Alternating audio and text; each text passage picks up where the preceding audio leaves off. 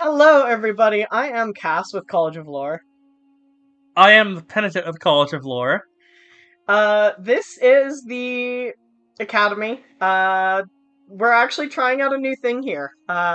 This was mentioned in the other Academy video that we uploaded this week. If you haven't watched that one already, go watch it. It's on our YouTube channel that you're on right now.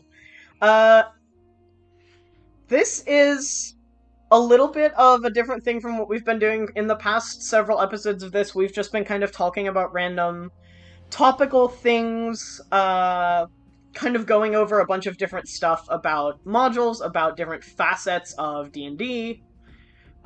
We've gone over a lot of stuff. This is going to happen 1 out of every 2 Academy episodes every week, until it stops happening. So the idea is this. We are going to rewatch, because we've already watched. We're going to rewatch every episode of the Critical Role animated series, The Legend of Vox Machina. And we are going to kind of basically do a rewatch podcast, as half of the Academy every week. So we're going to we're going to kind of recap things, we're going to talk about all the good bits in it, we're going to talk a little bit about each character in the episodes, and we're going to basically rank it out of stars. Yeah, and ideally, this will take us right up to... So yeah, the second season releases in late January, sometime in late January. Hopefully, this will run us right about up until it releases. And then we can do season 2. Yeah. And we might do that one after our first watch. Yes, so we'll see. We're not going to be able to pull off for like 12 weeks to watch. No, we're not going to be able to wait 12 weeks. No. So it will Maybe the first episode. Yes. Will be our first watch impressions. So, before we get into it, for those who don't know, what is The Legend of Vox Machina? Okay, so Legend of Vox Machina is an adapted version of parts of kind of an abridged version of the first campaign that Critical Role did, Vox Machina campaign. It's gonna touch on a lot of the major plot points, major arcs. It's obviously not gonna be nearly as expansive because that's like 500 something hours of content in the first campaign alone. And the episodes are 20 to 30 minutes. So obviously it's not hitting all the same points. It's just like an animated, it's a very adult animated show. It is rated mature. It's rated mature for a lot of reasons, and you should heed all of those warnings. Not for children. Not for children. Don't watch it if you're a child, because it's not for children. But it is a really good show. Obviously, we've both watched the first season. We both really liked it. And so basically, yeah, it's an abridged animated version of the first campaign. It recently got renewed for a 3rd season. Obviously, we just said the 2nd season is coming out in early January, or late January, early next year, which is really exciting because I really love it. I really loved the first season. I am excited to find out, because I knew some about what was happening in the first season. I know virtually nothing going into the 2nd and 3rd, so I'm really excited. I just know what, arc of the story it's based on. It has been renewed for 3 seasons at the very least. So we're gonna get at least 3? Maybe more. I hope more, because I would like to see it through to the end. It is animated by Titmouse Incorporated. Yep. It's on Amazon Prime Video. Amazon Prime Video. You have to have that to watch it, which is kind of sad. But my mom has it, so we're mooching off hers. Its cast, in brief, stars Laura Bailey as Vexalia Vesser. Yep. Taliesin Jaffe as Percival Derolo. Ashley Johnson as Pike Trickfoot. Matthew Mercer as Silas Briarwood in additional voices. Liam O'Brien as Vax'ildan Vesser. Marisha Ray as Keyleth of the Arashari, Sam Riegel as Scanlan Shorthalt, and Travis Willingham as Grog Strongjaw. Yep, and obviously there's a bunch of other characters. Additional significant roles provided by Esme Creed Miles as Cassandra Derolo, and Greg Griffin as Delilah Briarwood. Yay! Also, notably in the early bit of this, David Tennant. Yeah, as one of the early couple episode characters. Which I won't say anything... Well, I guess I will say something about it very shortly. Obviously, this is a rewatch podcast, not a first podcast. We are assuming that you're listening to this. Yeah. You have watched at least episode 1. Yes. We're going to talk about stuff later in the season, too. Yes. So ideally, you'll watch this podcast after you've watched season 1 of Legend of Vox Machina. Otherwise, there are going to be a bunch of spoilers. There are spoilers ahead. There are spoilers in all these episodes. Yes. Do not watch this video unless you're fine with spoilers until you've seen The Legend of Vox Machina. And please go watch it because it's really good, and the more viewership it gets, the more likely Amazon will be to renew it for more. Additionally, We're Critical Role nerds here. I just noticed that Matt Mercer also voices Trinket. Oh, good. I guess they wouldn't get an actual bear to do it, would they? I think they should, though. I think that'd be cute. So this episode is called The Terror of Tal'Dorei, Part 1. Part 1. The second episode is The Terror of Tal'Dorei, Part 2, probably, I hope. Otherwise, I would be really confused. Yes. Yeah, so we're going to talk about this episode now. The base description of the episode is, the ragtag group of adventurers known as Vox Machina are commissioned by Sovereign Uriel to find out who or what is decimating the villages in the outskirts of Amon. Woo. So that sure is what happens here. They're my favorite guys. But the episode starts in proper with a monologue. Yes. It starts with a very, very dramatic monologue talking about how these great adventurers are going to defend the realm from this terrible threat. Terrible evil, and they die in 30 seconds. Yeah, they get obliterated instantly. And they're also not Vox Machina. No. Obviously. Notably. These are not our protagonists. These are not our protagonists. They're like these really cool looking, like, busted, cool adventuring group, and they just get fucking decimated. Meant to visually parody Lord of the Rings characters. Yes, that makes a ton of sense. And they just get, like, bodied. And it follows with the person giving the monologue, who is Matt Mercer, saying, well, that was something. It's a great intro. It's very, like, you think it's gonna be kind of like a intense, like, opening, and then it's a very good bait and switch. Yeah. Then we get to meet the Council. Yes, that is who we see before we actually see Vox Machina. Sovereign Uriel is there, but the Council, General Krieg, Fence, Lady Allura, Lady Kaima, a few other people are in the room. But they're all discussing how to handle the monster, and how they have... We have not quite figured out what that is yet. Yeah, set several adventuring parties after them, one of which was named the Murder Hobos, which I appreciated. There were some very good little plays on that.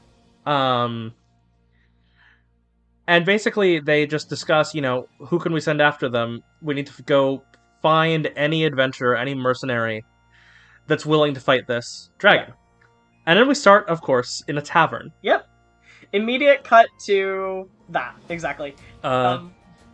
It busts into a bar brawl. After initially most of Vox Machina, save for Percy and Scanlan, are having a drinking contest. Yes. Scanlan is off doing other things. Oh. Scanlan is off, Yes. If you know anything about Scanlan's character, you can assume, and if you've watched it, obviously you know. And Percy is off being pretentious. Yes. Pretentious little bastard. I love him so much. I love Vax in this scene. Yeah, it's very good. I love the line he has where he's taunting the guy in the other mercenary group. Are you offering to help? The mercenary are too weak to tickle your own pickle. Are you offering to help? And then he kind of instinctively is like, yes, and then realizes what he said, and he's like, no. It's very, very good. And then it breaks into a barroom brawl, especially because I think it's funny that Vax says it, because he is mean specifically to Keyleth. Yes. Keyleth and Vex, specifically. Yes. Which, surprising no one, because, of course, Vax cares about those two people. Obviously, the relationship with Keyleth develops further in the story of things, and he and Vex are twins. Yes. So, these guys, our first impression of them are they are disasters. Yeah, which is true. And continues to be true. Yes. They're a group of people that kind of pull it together in some moments and just are absolute wrecks in others. And they have this barroom fight where they have the chemistry of... something. They have the chemistry of a collection of chemicals that are violently explosive when put together. They have the chemistry of a child's first chemistry set. They are getting in each other's way. They're literally tripping over each other. It's a constant mess. There's no chemistry, there's no synchronization. Which I think is on point, and... Yeah, I mean, they're all kind of still, at this point, doing their own separate things, too. We get our first view of Trinket, which is very fun. I love Trinket. Vex's pet bear. Yep.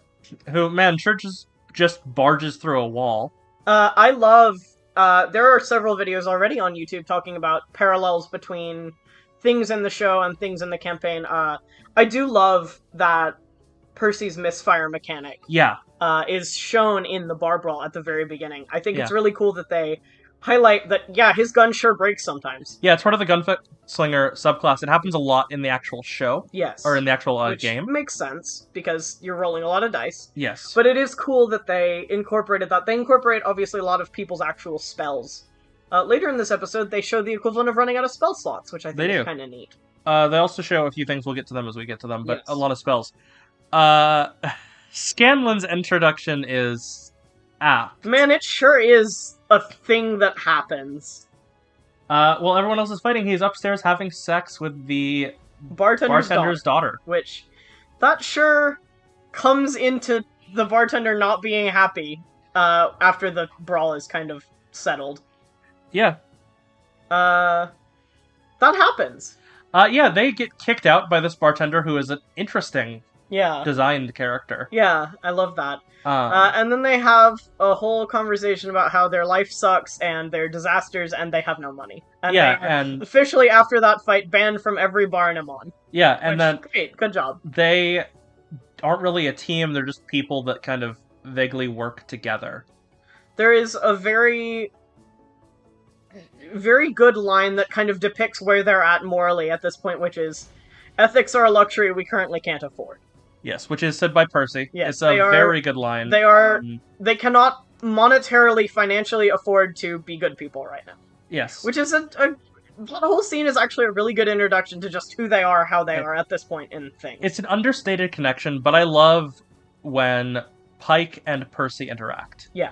Because the difference between someone who's still kind of clinging to this religious thing and Percy is actively the closest thing you can get to proper atheism, which is not disbelieving in the gods, but not giving a shit about them. And I think Percy has been talked about by multiple people in the game, including his player and Matt, to not have faith in gods, just as a general thing. And honestly, not have much faith in magic as a general thing, too. He's very shy around magic. He stays away from it. He keeps his distance from magic and religion in equal measure, mostly.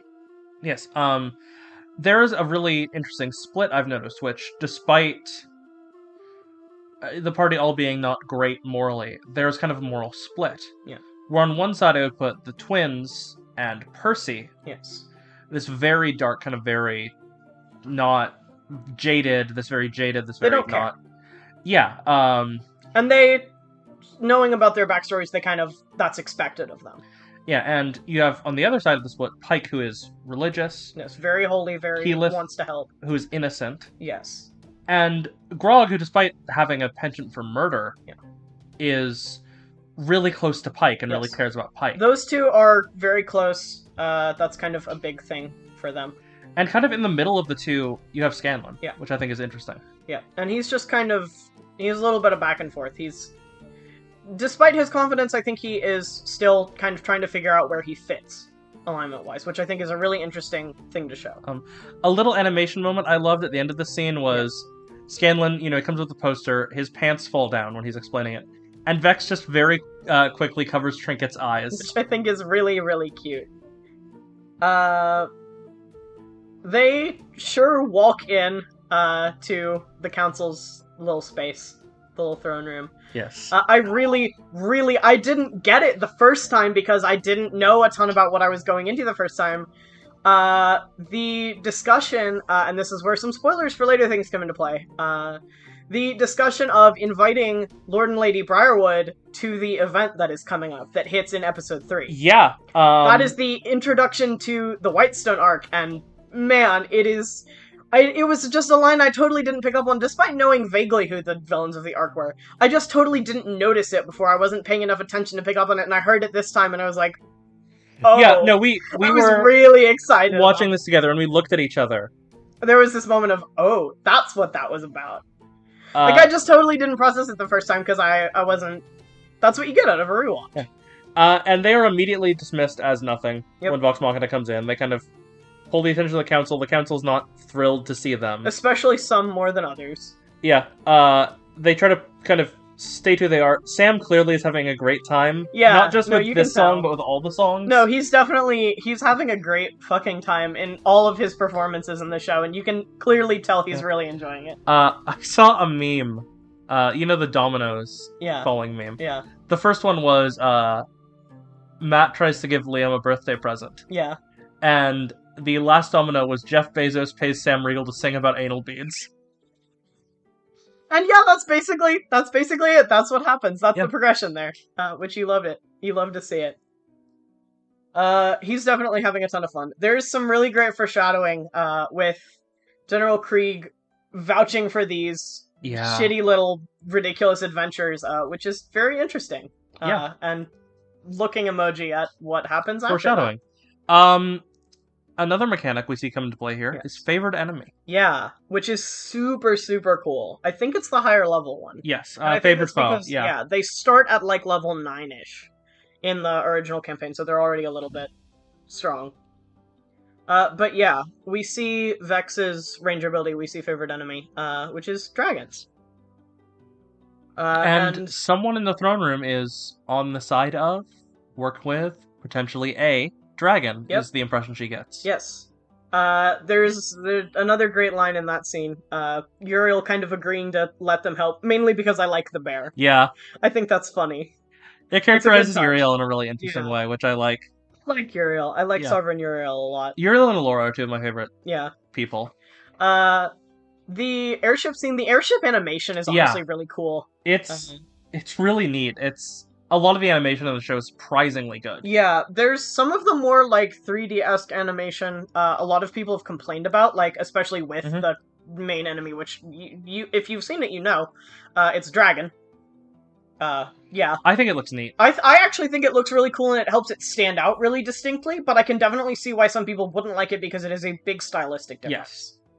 But that is something I wanted to know. I've seen a lot of people who really don't like that effect, and I actually think it's cool. I think it really helps stand out against the rest of what's going on. And it makes it look significantly more intimidating because it's so much more realistic and detailed. Yeah. I think that's cool.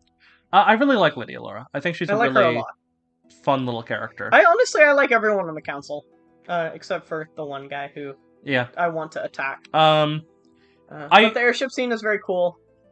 Yeah, I love how Vax is entirely unconcerned for people. Basically has a line about, saving people is all well and good, but we're in it for the coin. Yeah. And that will change. That will very much change. Underappreciated thing, they just leave them there. Yeah. Allura just drops them off and is like, alright, I'm out, bye.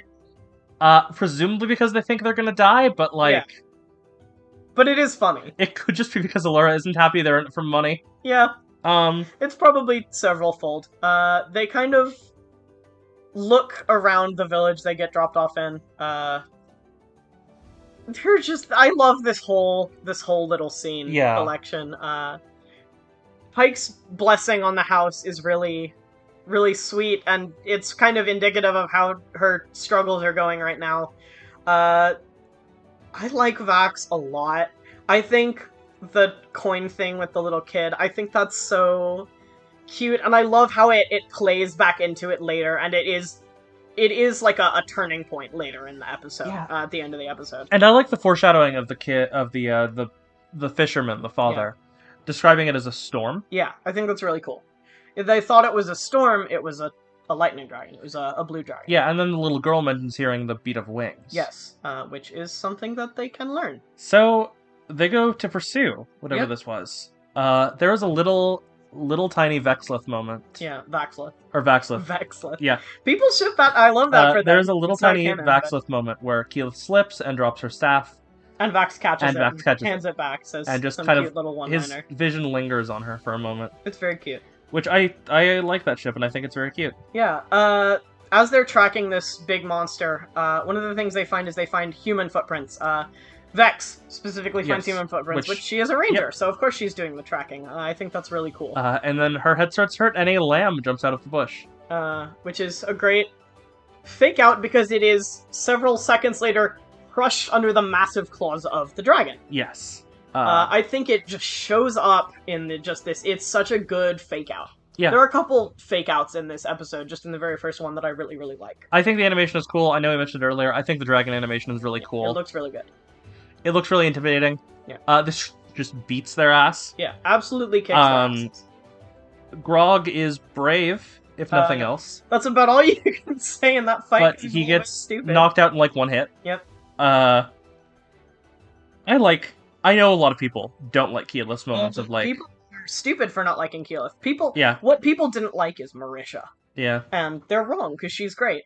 Marisha's great. She was the newest player at the table, and people didn't like that she didn't know everything 100% yet. Yeah. Which is stupid and unfair. Because everyone's been a new D&D player at some point in their life. Get over yourselves. You have similar things in other podcasts. Yeah. Whenever there's a new player, people destroy new players. A really good example, to not get too sidetracked, is Dice Camera Action with Nathan Sharp. Yeah.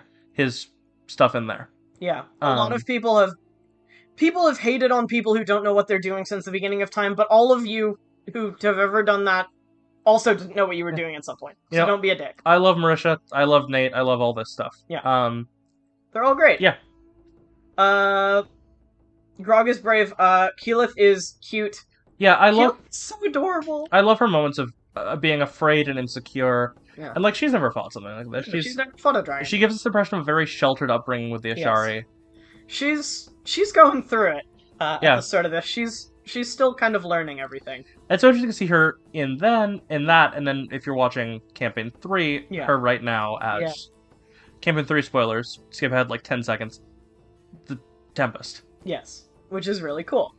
You see how that all progresses through things. She sure tries. The other thing I love about Keyleth, she has so much raw magic power. Yes. It'll happen a lot in this series. Yeah. In this season, there is so much raw magic and raw power she has, and I think it's really cool. It's really cool, but it's kind of indicative of she's really strong, but she doesn't know how to harness it yet. She's not quite so learned about it. And she drops that lightning bolt on the dragon, and it makes things worse. I love that it shows intelligence because, Pike puts the Shield of Faith, which I believe is what that spell is. Yeah, I think so. Up. And the dragon kind of acknowledges this and then shoots at the rocks behind them instead of at their group. So it's more brain as well as the brawn. Which makes a lot of sense because dragons are really fucking smart. Obviously everyone watching is like, oh shit, did the dragon squish them with a bunch of rocks? Despite obviously knowing... They're the main characters They're the main characters, but like, you get worried about it for a second. You know, I've watched this already and I got a little nervous. I very empathize with characters. And Keyleth cast a spell. God, I don't remember. Is it Wall of Thorns? I think it's probably Wall of Thorns. Yeah. I wanted to say Spike Growth, but I knew that was wrong because that doesn't make any sense. I think it's Wall of Thorns. I'm pretty sure it's Wall of Thorns. Correct us if we're wrong. Yeah. By all means. She is really, really scared. Again, because holy shit, everyone almost just died. She's fairly new. Kind of the others comforting her. I'm fairly sure she's significantly younger. Not like significantly younger, but a few years younger than the rest of the people. I don't know who the youngest in the party is, officially. I think I've actually seen someone say that it's Percy, which is kind of funny. Yeah. But she's only been out for a little while. Yeah. Either way. She's small. She's a little guy. I think some interactions with her interaction with Pike is really cute. Yeah. I actually really like her interaction with Vex before. Yeah, I really liked that. And Pike and Scanlan have their own little moment. Yeah. I think they're cute. I love Vax initially being like, I don't want to do this anymore. This isn't worth our effort and our lives. Yeah. I like that there's disagreement about whether that's true. I think that's really cool. I think that there is some conflict there. I think that's a really neat point to just have it be... Not everyone's in agreement initially. Yeah. Even and if especially because even when people start to agree, there's this slow moment where one of them walks off, one of them walks off, one of them walks off, kind of one at a time, kind of realizing, like, this isn't worth it. And Grog picks Pike up and carries her. I love Grog and Pike's little friendship. I love their friendship. I think they're such good characters. I agree. I am hoping that this will explore them well. Yeah. Because I really like them and I want to know more about them. But as they get back, and it's funny, this scene reminded me immediately of one of our game tales, All My Friends. Yeah. The village they were in investigating is destroyed by the dragon. Absolutely just ruined, yeah. And Vax has this moment of, oh shit. Everyone else is staring at it, and Vax just takes off running. Yeah. And kind of has this moment where you see the payoff from before. He goes to help to check the house of the family that he was talking to with the little kids. And the family is dead. And he hears the youngest, the boy that he was giving the coin to. He hears the kid, like, vaguely still alive, and this is where I talk about characters running out of spell slots, because the equivalent of that is Pike failing to cast Cure Wounds on him, and he dies. And that is really emotionally stirring, and that is when Vax kind of is like, you know what, fuck what I just said, actually, we're killing this dragon. Yeah. What I love about that is it's not Vax initially, Vax just kind of staring at the blood in his hands. And then you just kind of hear the tuning of the lute. Yeah. And Vax just like, yeah, what the hell are you doing? Yeah. And the line I wrote down is, thinking of a rhyme for dead dragon, because I guess we're killing one. Yeah. I love that. That whole last scene is really, really, really good. Yeah. It's really touching, and it is really starting to develop their personalities. Already, there are a couple really great conversations in this episode that obviously have to sum up a great deal of growth. And they're doing a great job. Character growth between minute 1 and minute 22 of this episode.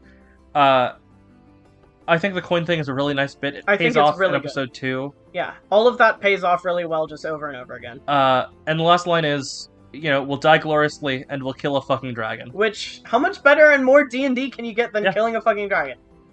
So, impression of the episode as a whole. I mean, I'm biased because I really, really love this show, but I did love it. I think it's a great intro. I think there's so much between just the different impressions that you get of different characters, the perspective that you get on all of them, the kind of, I love everything literally from the monologue intro to the kind of the bait and switch, all the way through to just the really touching end. There's a perfect balance of humor and really dark stuff, really emotional stuff. And I think that's how a lot of good D&D is and should be. And I love that they really strike that balance well, even in a much more abridged version of what they're doing. I agree. We're gonna talk about all the characters. It's an excellent show. This is masterfully great done. Introduction episode. I think they did an incredible job. Just kind of one by one, what are your initial impressions of Vax? I'm biased. I love all of these characters, but Vax is one of my favorites. I like his growth. I think he's getting a bit of the main character spotlight, at least which in the does early not arc. stick. Does not stick, but a lot stick. of the stuff in the early arc, he's... and you will, if we get to that point later in the campaign, you'll see a little bit more of that later. Things kind of pick up. And you think about shows like Avatar: The Last Airbender, for example. There's clearly a main character, even with an ensemble. Or even something like RWBY, where there's an ensemble cast, but a lot of the show is clearly based around RWBY as a character. The titular character, technically. Legend of Vox Machina is so... There's so much balance to It's so definably an ensemble cast show. Yeah, it's really, really well balanced. Everyone gets their own moments. Obviously, for those of you who know anything about Critical Role and who have watched the season, the first arc very much centers around Percy's backstory. Yeah. But everyone is relevant, and they do a great job of balancing that throughout the whole thing. You could argue in the first season that there is less stuff for Grog, less stuff for Scanlan, less stuff for Vex. Yeah. But even they all get their moments in the spotlight. Everyone gets their moments. Especially people who start connecting with Percy in their own ways. Vex, at the end of the season, has some really great moments with Percy that we will talk about when we review that episode. But I love Vax. I love Vax. I think I love Vax so much. He's a really neat character. I think he's compelling because he is very diverse in his emotional expression, but he is very emotionally expressive. Yes. And I really appreciate that about him. He is the kind of person who you would expect to be the edgy loner rogue, and he tries to be, and he isn't. Yeah. And I love that subversion. It subverts it. I love the subversion of the edgy loner rogue trope, where he tries and pretends to be that, and he's actually a very empathetic, very compassionate person. What do we think of Vex, impression-wise? So, obviously we're gonna see more of that develop. I like that at this beginning, both of them very clearly are very close with each other from the beginning. I really like how they play off each other in a lot of scenarios. I love that they're focusing very hard on how intent she is on accomplishing her goals. I love that they very much play into some archetypes that she filled. She was very focused on haggling and negotiating. She was kind of the party face in a lot of situations in the campaign. And I really like that they kind of show her trying to ease tension in a lot of scenarios, in a lot of ways. Whether it works or not, I really like that they're showing that characterization of her early on as kind of someone who is kind of a disaster, but at least trying to be responsible about it. Even if deceitful a lot of the time. Like, yes. I love the, we don't have money per se, hands the money bag behind her back to Vax. No, it's very good. And I love how in tune they are to a degree. They're very in tune with each other, and I really like that. And of course they would be. What do you think of Percy from the first episode? See, Percy is my other favorite, and I'm so biased. He's in this one, very quiet, very... That's kind of how he is up until the Whitestone arc in a lot of ways. He has moments. He definitely has moments. But there's a thing I noticed, which is at the end of this episode. Yeah. He's very... He almost has this moment where I wonder if there's some sort of inner dialogue about the Briarwoods going on, considering the dragon. Yes, considering kind of all of the damage that has been done here, the damage that has been done to his home. After seeing children dead. Yeah. Which hits some notes for him. Yeah. We will learn a lot more about Percy later, but I think his introduction is very interesting, especially because... You can kind of see it in a rewatch more than you see it in a first watch. How responsive and reactive he is to these sorts of things, even though he's very kind of quiet and reserved. Given how quiet he was initially, how he sat on something for 2 years in the campaign... Everybody knew something was coming, apparently, because Taliesin is really, really good at that, and I'm sure everyone in the group knew, like, I'm sure he'll drop something on us eventually, but man, can you imagine that reveal when it actually hit? It still would have been crazy for everyone. That's something I want to do in a game someday so bad. What do you think of Keyleth? She's so endearing. She's so cute. I don't know. Percy and Keyleth have a great friendship that develops throughout the course of things, both in the campaign and in this season of the show. I really love her. I love how well characterized she is. She has such a distinct and very clear, defined personality. And that personality, a lot of it is defined by her newness and her innocence almost. Her naivety, I think, more than even innocence. She's still learning about the world outside of the Ashari. I don't like how people hate her. I don't like that people hate her either.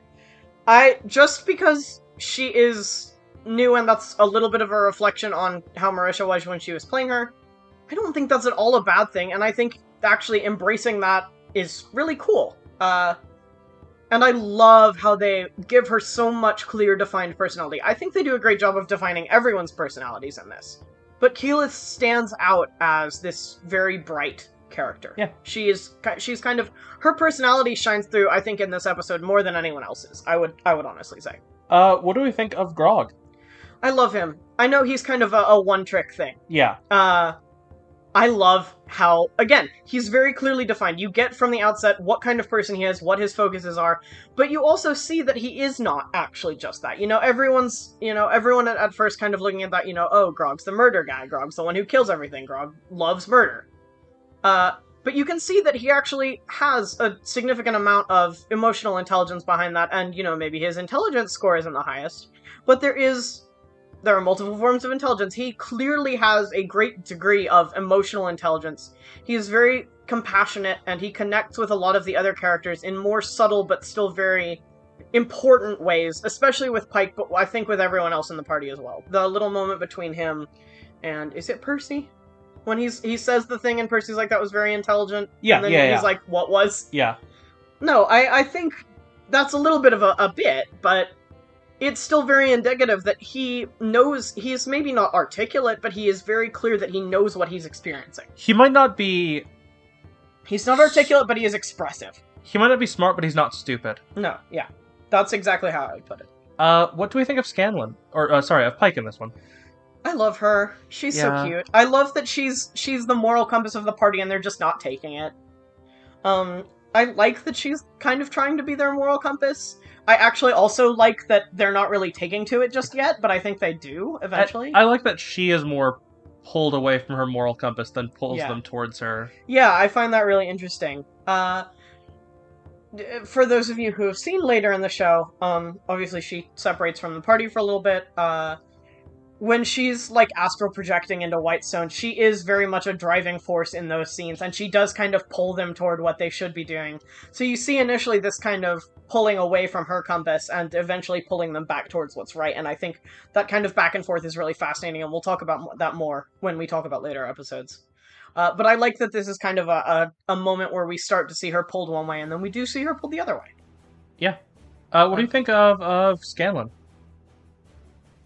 Normally, I am a staunch defier of the horny bard trope. Yeah. But I think he does it in a genuine way. I agree. I think it's very human, for lack of a better word, even though he is not human. It's very natural. It isn't played as a bit specifically. It is in some cases, and that's fine. But he is very clearly a living, breathing person. He's depicted very well as that, instead of just a one-track joke. He is not just a joke. He is played for laughs, but he can get down and be serious, as you see kind of in the last scene. You know, he is also, like Grog, you know, he kind of has this one joke about him, but he is also deeply emotionally intelligent and can be very, very stirring emotionally when he needs to be, which makes sense for a bard. Yeah, There's lightheartedness to him and kind of a goofiness to him, but he is very emotionally intelligent, which, like I said, you know, that makes a ton of sense for playing a bard. The last scene really does hit the emotion as a whole. Yeah. It hits at all of their emotional intelligence. I think the characters that have been being played more for jokes, especially it demonstrates how intelligent emotionally they are, how compassionate they are. Yeah. And how much they feel comparatively to the jokes that they've been played for the rest of the episode. And I think that continues to kind of happen and subvert those jokes and expectations throughout the season. There's a certain earnest quality to Scanlan to a degree, and I think it's interesting. Yeah. What do we think of Trinket? I love Trinket. He's so cute. I He's want to pet him on his head. Yeah, he's very cute. He's a little guy. There's not much to say about him, but he is very cute, and I like how he just plops down to sit. Yeah, he's waiting. He's sad that his mama isn't Yeah. there. Mama bear. Mama bear. No, he's the bear. Yeah. Mama bear. Yeah. What do you think of the dragon? So I talked a little bit about the animation. I love the intelligence of the combat. I love, in the second episode, there's even more of that. Kind of them playing off of the intelligence of the combat, subverting expectations in that in the eventual proper dragon fight. I love how threatening it comes off immediately as. It doesn't need to really say anything. It just roars and you're scared. Yeah, there's no fight. It's a stomp. It's a curb stomp. And you may think that it's kind of a sudden spike in how well they handle things going forward here, but I would disagree. I disagree entirely, and I think it makes sense that they realize in this moment, obviously there's been some build up to this in the campaign that you don't really get to see in the show, but this is about the time, I think, especially in the show, where you can kind of see the background of them not really working together. This is what starts making them work together. Yeah, they were also caught off guard and not prepared. Yeah, and the dragon had plenty of time to prepare for them. Yes, and especially because it knew that they were going to be there. And so it had several counts of upper hand in that situation, and they didn't die, which honestly in and of itself is kind of impressive. But very much makes an impression as a very frightening foe. So, what do you think of Uriel? Obviously I like all the characters. Yes. I like that Uriel is a little bit more lighthearted than you would expect someone in his situation and position to be. I like that he's a little forgiving and a little bit willing to accommodate Vox Machina, because someone has to be. He does remind us of a character from one of our home games. Yeah. Before we ever got involved in Critical Role. Yeah. Who was also the king and then queen. Yeah. Because sometimes trans characters exist. Yeah, she turned out to be trans. Love her. Love her so much. But yeah, there's a little bit of a degree of compassion and humor in him that the rest of the council doesn't quite align with, but they all their personalities all mesh together, which we're going to talk about the council. So I like that their personalities are all very distinct and they all kind of work together to make a kind of unified thing. Yeah. I feel like all of their personalities are very different, and yet all of them, that's good to have in a setting like that, where everyone can kind of make their own judgments and bring an interesting perspective to the table, such as it were. And in the next several episodes, we're going to obviously talk about how much these characters develop from their initial impressions. I'm really excited to talk about the character development of everyone, because I feel like everyone is really well developed, even in a season that focuses on one specific character and his backstory. I love this episode. I think it's a great start. If we're going to talk rankings, I would give it a 10 out of 10, 5 stars. Yeah, I think it is such a good opening episode. So you're going to give it 5 stars? Yes. I'm going to give it 4, and here's why. Okay. I'm biased. I'm not gonna give any episode less than 5 stars, so I want to hear your honest opinion. I'm gonna give it 4 stars because it's a really good episode. It's a great episode. It's 5 out of 5 on the scale of introductory episodes, as far as things go. But this is not as good as the season gets. It's... On the scale of the whole season, we're measuring it on an individual episode basis. You can't compare them to each other. There are some episodes that are so good later, I have to give this 4 to 5, so I have room to go higher. I guess. Fine. I'll accept that. Anyway. I'm gonna give every episode a 5 out of 5 because I love it. This is going to be 13 weeks. 12 episodes and then one kind of season wrap-up. Yep. We will do something like this for Vox Machina Season 2. It will be a rewatch for all except maybe the first episode. We'll see. We'll probably watch that episode twice and then do this. If you would like us in the future, after that's done, to review more D&D related shows, be it Stranger Things or... Which I would love to do because I haven't watched that one yet. Yeah, we would love to watch Stranger Things for you. If that's something you all are interested in, let us know. That you guys would like to see us talk about later. I wish there was interest in us watching Ruby, doing a Ruby Rewatch podcast. That is not what this channel is about. No. But I would absolutely do it if someone told me to. I would need, like, one comment and I would be like, okay, I'll do it. If our Patreon has a level of success, yes, we're considering putting it as a eventual tier reward. Yeah. Doing a full-on rewatch of Critical Role. But we need to be making a lot of money to make that happen, because I don't have the time in my week when I'm working an actual job and editing videos. Yeah, we don't have the time right now. If that is something you're interested in, we'll absolutely do it when we have the money on our Patreon and from AdSense. And you can help us get there by subscribing and liking this video and sharing it around, and checking out our Patreon. Alright, so with that said, I'm excited to watch the next episode of this and tell you guys about it, and we're gonna sign off. Thank you for watching this video from College of Lore. Remember to like this video, subscribe to join the party, and have a fantastic adventure.